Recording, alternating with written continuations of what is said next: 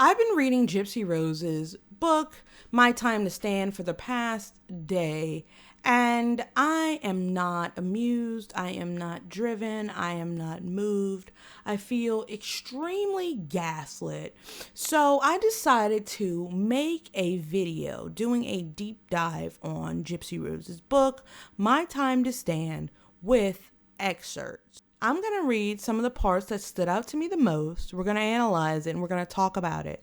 Now, if you've read this book, let me know in the comments down below and tell me what you think about it and what conclusions you drew. We're going to break this deep dive down into 3 parts.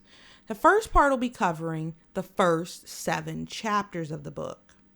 Okay? And then we will have 2 more parts to cover the entire book.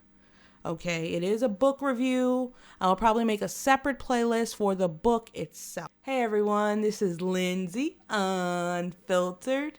And today we are looking at this book, okay?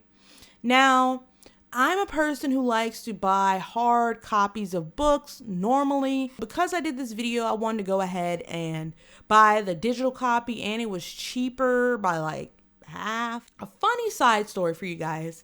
Gypsy Rose is close. Let's just say it that way. And I'm on Facebook, right?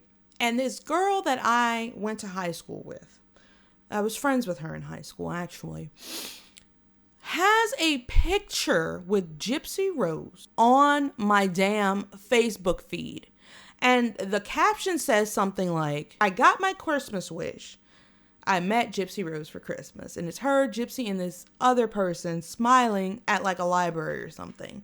And I'm like, I would post a picture, but I don't want to put anybody's business up there. Like, I could have probably asked her and said, hey, can I use it? She probably would have said yes. But then she probably would have watched the video, and then it would have started a whole bunch of shit that I don't have time for, okay?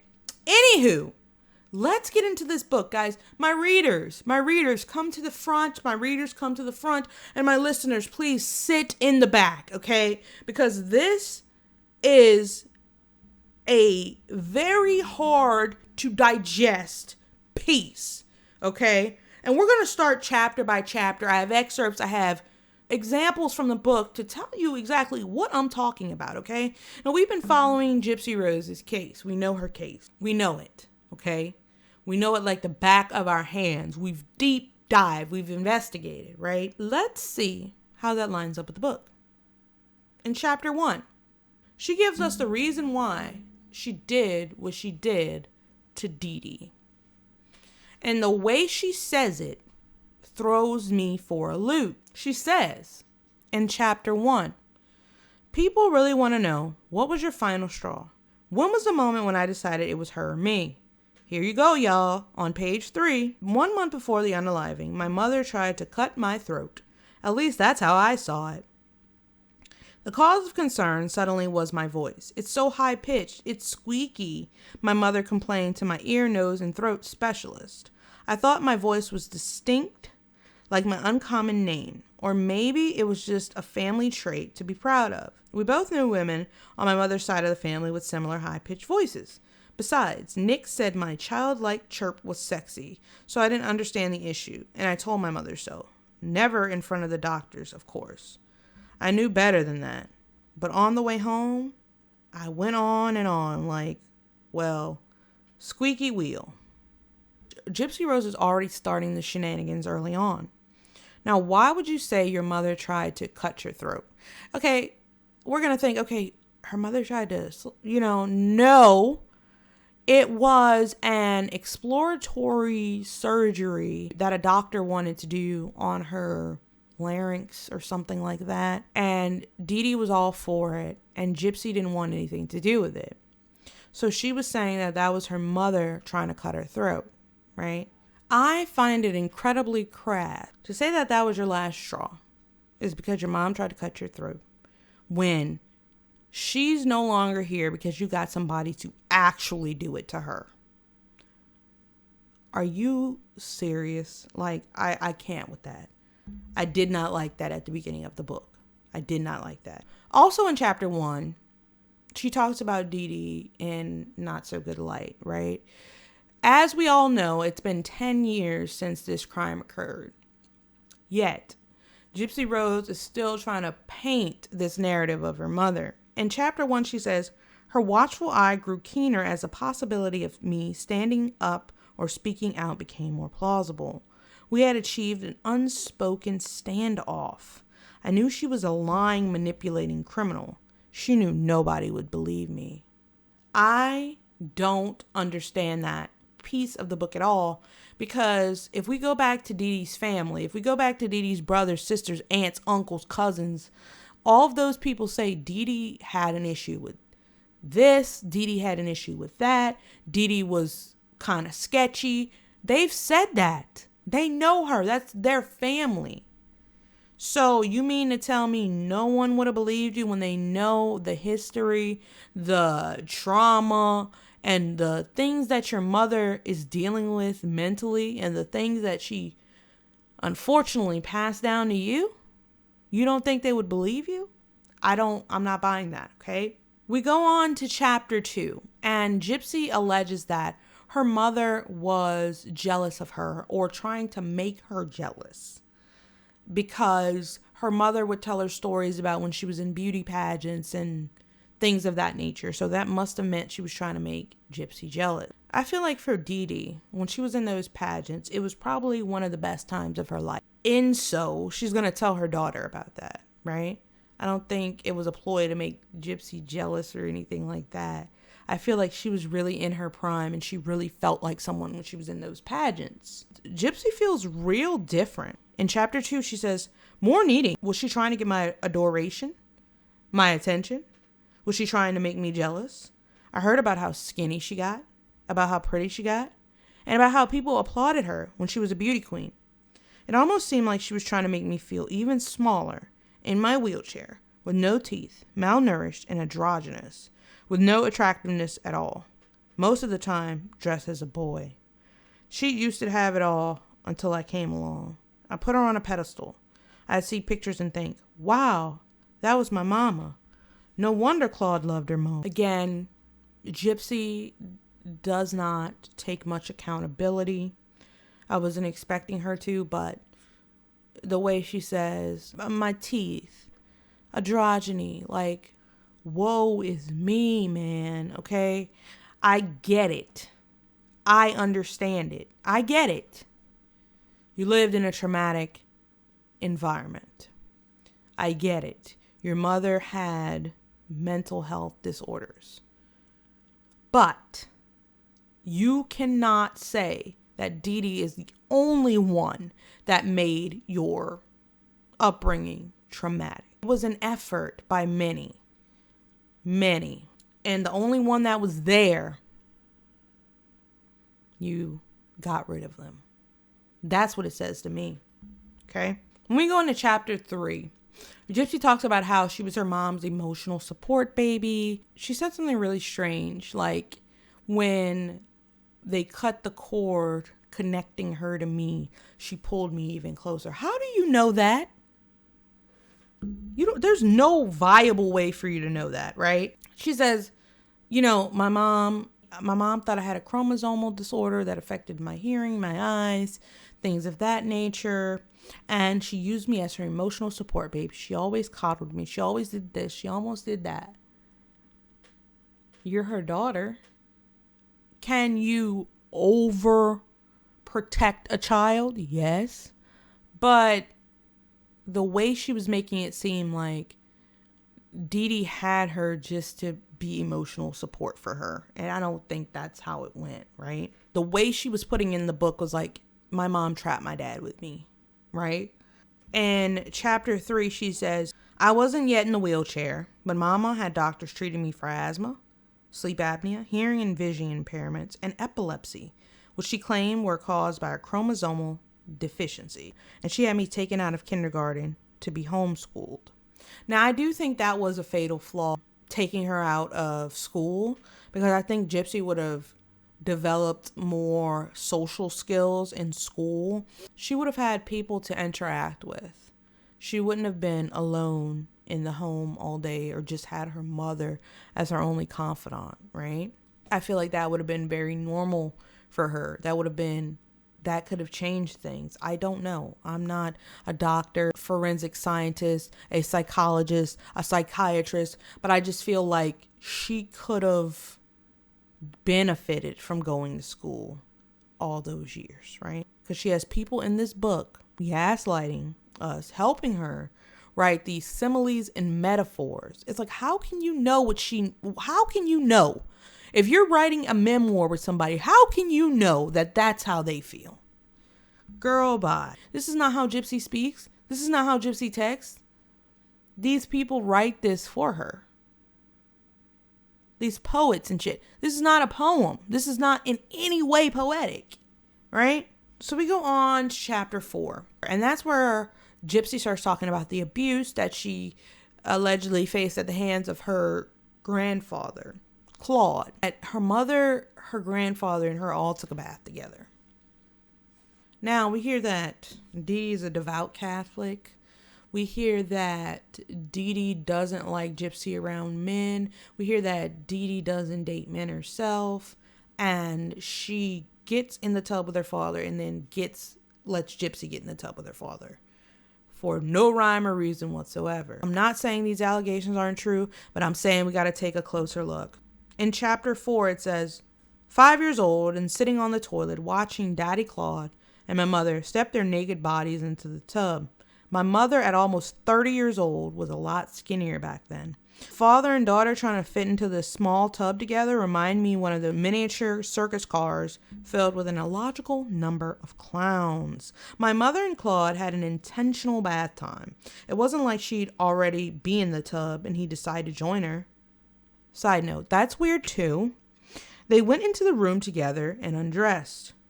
The whole 9. After my mother was done washing Daddy Claude's back, she turned so he could do hers. She called to me, "It's your turn," and she'd get out of the tub and undress me, carry me over, and plop me in the water. "We'll need to wash that pecan of yours," Claude said as he lathered soap on his hands, my mother leaving the bathroom, only to check on us intermittently. At 5 years old, I didn't think much of him cleaning my pecan. I'm not saying it's not true. I thought she was a devout Catholic and didn't like men and all of this. And where is the wife at this point in time? She's just allowing her husband and daughters and granddaughters to get in the tub together? I'm not understanding. I'm having a hard time understanding that. So we go to chapter 5 and Gypsy talks about the baby bottle experience. And she does say early on in the book that's how her teeth got deformed or fell out, is because she sucked on a baby bottle until she was 24 with Pediasure inside. And she blames that on Dee Dee. She says her mom never weaned her off the bottle till she was 24. Let's get a closer look into what she's saying here. From the time I was born to when I was a month shy of 24 years old, Mama had never weaned me off the bottle. The baby bottle was my safety blanket, my security that I turned to when I was nervous before a doctor's appointment or surgery, a soothing mechanism to help me sleep, or just a comfort and companion when I would watch television or draw. It was filled with Pediasure. Strawberry flavor was my favorite, and I would stick the bottle underneath my armpit to warm it up. That's like practically saying that your mother didn't wean you off of breast milk until you were 24. I feel like you could have, if you wanted to, fought a little bit harder for that, but it was a sign of comfort for you. I mean, some adults suck their thumb, things like that, and they don't say, my mom gave me a pacifier until I was 7, so this is why I do it now. You know what I'm saying? I understand her situation was drastically different, right? I understand her situation was different. I understand her situation was traumatic. We have to acknowledge that, okay? And people in Gypsy Rose spaces that dislike her for the crimes she committed and the manipulation, they don't seem to touch on the fact that her childhood was rough. It was very difficult to get through. I don't see it justifying what she did by any means. And that is the problem. That is the problem, okay? That is the problem moving forward, okay? I'm not one of those people that's going to talk about her appearance, talk about her baby, talk about her boyfriend, things of that nature. I'm not going to do that. I get no happiness out of talking about her in negative ways like that, but I will talk about her mindset. I will touch on those things. You know what I'm saying? I really don't see the point in the other stuff. There's a lot of it. There's plenty of it. From knowing what I know, the ends don't justify the means. We go on to chapter 6, and she talks about the wheelchairs that her mother collected. She says Dee Dee collected wheelchairs galore. We know this, right? Because if you guys watch my crime scene video where I went over the crime scene photos, Gypsy and Dee Dee had so many wheelchairs. They had so many scattered around the house. Hoarder. I believe that Dee Dee is a hoarder, right? I believe that. And it comes out here. She collected things. You can obviously see that by the state of the house and those photos. And that is a mental illness. She has to hold on to these things because they give her a sense of fulfillment. Why is that? And did she pass the hoarding down to Gypsy? I don't know. But being with someone, living with someone for 24 years that likes to possess stuff may in turn you into a person that likes to possess stuff. But speaking on Gypsy, she did go to prison, so she didn't have much stuff. So she did learn how to live on the bare minimum. So coming out to the things she has now may seem like a privilege to her, right? She says in chapter 6, we actually had several, maybe 5 wheelchairs that sat throughout our home. Like her pewter wizard figurines, my mother collected wheelchairs. We had a collapsible one, a jazzy powered wheelchair, and another power wheelchair that was custom made, so everything from the seat to the hydraulics was fit for me. Medicaid paid for the custom power wheelchair. My mom paid for the travel wheelchair she bought at Target or Walmart. Insurance covered the jazzy. So, they were getting wheelchairs with Medicaid, insurance, and she didn't need them. Medicaid is completely free. And what that means is Medicaid is paid for by the state. So what that means is somebody who really needed that wheelchair could have gotten it with the state's help. But Gypsy got it instead, and she already had 4 other ones. She had some. It does seem like Dee Dee was a woman who liked to push her daughter around and dote on her daughter. Treat her like a baby doll. You know what I'm saying? I do believe she truly believed Gypsy had some type of ailment, but not to the extent that she portrayed to the public. In chapter 7, we start to see Gypsy grow up, right? So she's beginning to be a young woman. She's getting into boys and puberty and wanting to look up stuff online and things of that nature. And we also learn about this guy named Dan that she starts talking to. She also talks about how her mother has a copy and paste business and is really good working with computers, clip arts, and things of that nature. 10 years ago, graphic design was a thing, but it wasn't as techy as it is today. So if you were good at Photoshop and Illustrator and things like that back in the day, there was a market for you. And it wasn't really, really concentrated, okay? Because people were really getting into business flyers, things of that nature. So Dee Dee was doing work for people, different projects. I've even done projects, right? Flyers, things of that nature. T-shirts, designing them, doing my thumbnails. It's all a creative learning process. But the way Gypsy puts it in her book really stands out to me. She says, I watched her print out numbers 1 through 10 and cut the numbers and paste them on a document and scan the document and print it out so that it looked official. She got really good at the cut and paste job, which makes me wonder now if her business was forgery, like helping kids get fake IDs or making fake social security cards to steal identities. Did you see her do that? What is the point of jumping to conclusions to paint your mother as a worse person than you knew she may have been? She's not here to speak for herself. So you're saying that she may have had a forgery business? I don't believe you have the liberty to say that if you don't know it for sure. She's no longer here. So you speak on her memory by saying she had a forgery business, she's a criminal, this, that, and that. You don't take much accountability. And that's an issue for me. When she goes on to talk about Dan, right? She talks about Dan and how they met, and she was supposedly 15/19 and Dan was 35. I don't blame Gypsy for not technically knowing this was a red flag because she was homely. I don't think she really knew about that type of stuff. But a 35-year-old man wanting to know and talk to a 15-year-old, allegedly, run, like, what is the issue?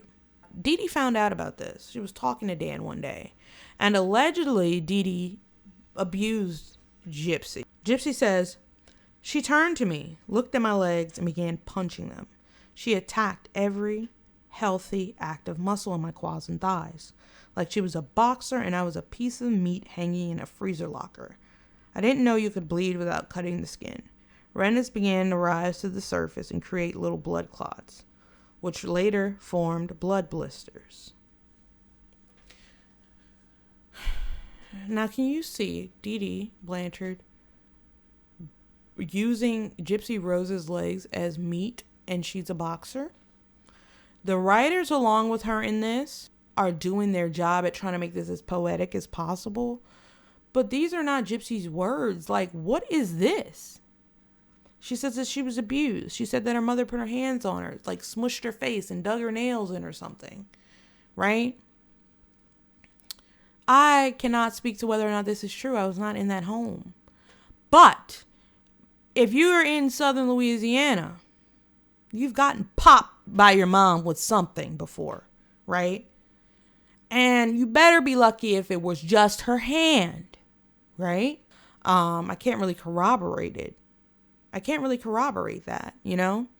But in reading these first 7 chapters, I notice a lot of victim blaming from Gypsy Rose.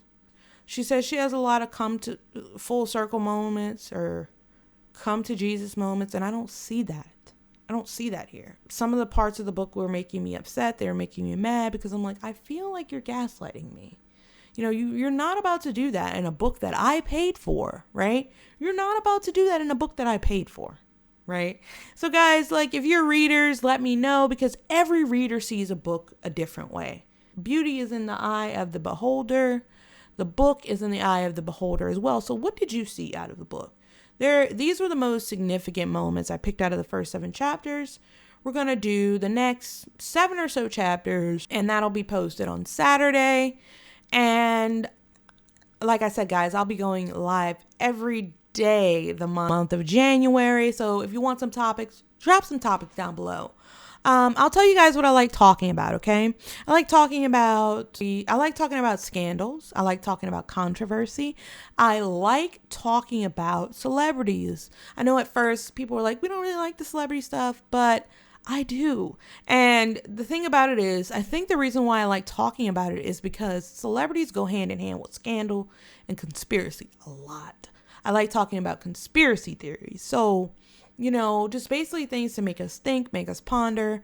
So if you have any topics for the live show, let me know. We'll do it every day for at least an hour the month of January. We're going on a subathon for the month of January. Be there or be freaking square, okay? If you like content like this, make sure to sub up. Sub up. I've been stuck at 1968 for like a week, guys. Help me out. Help your girl out. Hit that subscribe button. Let's run it up on YouTube. 2025, we're going up, okay? So I enjoyed making this video for you guys. This is the second time. The first time this mic wasn't connected, but this mic was connected. But I'll do it again and again. Thank you so much. This has been Lindsay Unfiltered. Bye now.